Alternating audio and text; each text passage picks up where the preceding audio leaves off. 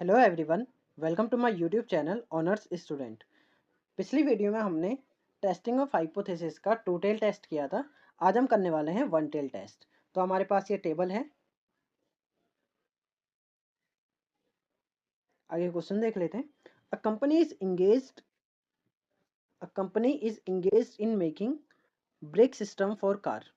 A car running at the speed of 50 km come to the halt after covering the distance of 24 feet on an average when the brake already in use is applied.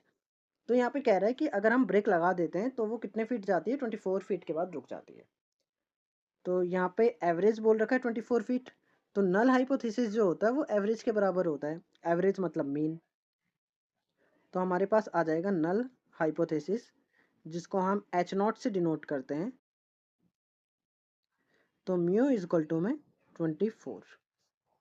आगे देखते हैं। Recently the company has developed a new brake system which when applied 80 time of the car running. तो यहाँ पे कितना time बोल रखा है, 80 टाइम। तो हमारे पास नंबर कितने हैं, 80। क्योंकि हमने यहाँ पे 80 बार अप्लाई करा है इनको कार पे, तो हमारे पास नंबर ऑफ सैंपल कितने हो जाएंगे, 80 हो जाएंगे। At 50 kilometre per hour give a mean distance of 23.2 feet. तो यहाँ पे दूसरा मीन है, तो दूसरा मीन कितना हो जाएगा, 23.2।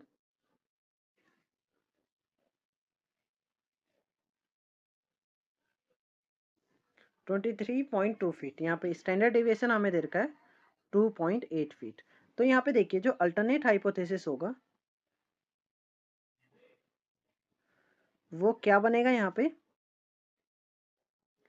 म्यू इक्वल टू, पहले कितना एवरेज दे रहा था 24, अब 23, यानी कि कम कम होने लग गया।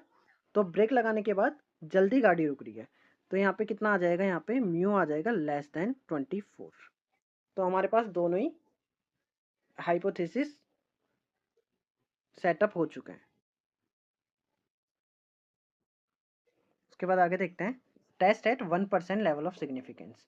तो स्टेप 2 क्या होता है, हमें लेवल ऑफ सिग्निफिकेंस लिखना पड़ता है। लेवल ऑफ सिग्निफिकेंस कितना है, 0.01। तो z इक्वल टू, z की वैल्यू क्या होती है 0.01 पे, 2.33।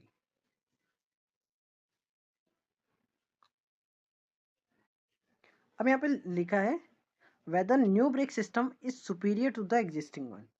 तो हमें ये बताना है कि न्यू ब्रेक सिस्टम अच्छा है या नहीं है।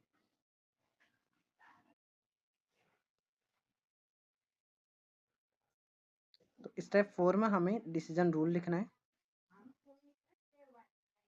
तो टेस्ट, हम z टेस्ट लगाएंगे और डिसीजन रूल क्या लिखेंगे, हमें यहाँ पे लेस देन का साइन है, तो इसलिए यहाँ पे z की जो वैल्यू होगी वो लेस देन होने चाहिए नेगेटिव के 2.33 से।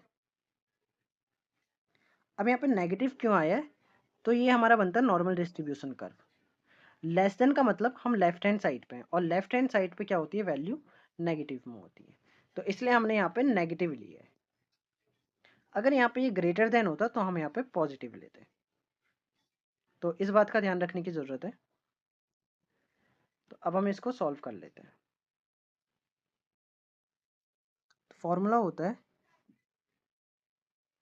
z इक्वल टू में मीन माइनस म्यू अपॉन में standard deviation upon √n। Mean था 23.2 माइनस म्यू था 24 अपॉन स्टैंडर्ड डेविएशन हमारे पास था 2.8, √n था 80। जब हम इसको कैलकुलेटर में सॉल्व करेंगे तो हमारे पास वैल्यू आएगी -2.56। अब यहाँ पे देखिए ये -2.56 जो है ये है लेस देन -2.33। तो यहाँ पे हम लिख देंगे -2.56 is less than -2.33, hence we reject the null hypothesis.